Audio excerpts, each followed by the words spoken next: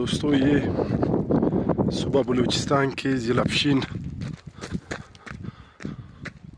का इंतहाई खूबसूरत इलाका, खूबसूरत वादी रोद मलाज़ी का एक छोटा सा गांव, इसका नाम कुदीन है।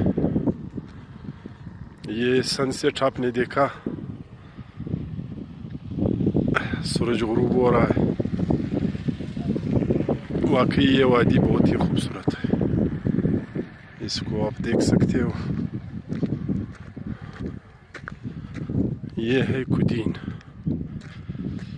ये सामने इसका गांव है खूबसूरत, वो जो पुराने ज़माने में सादा लोगों के गांव हुआ करते थे।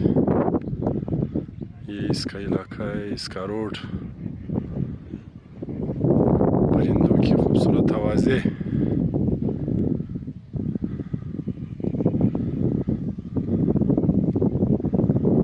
और जुलाई के महीने में भी ठंडी हवाएं, माशाल्लाह।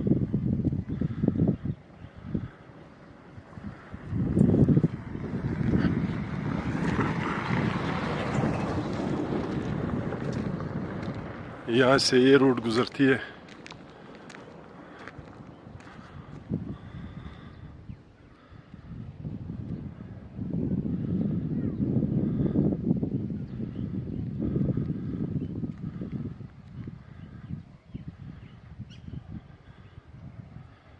माशाल्लाह।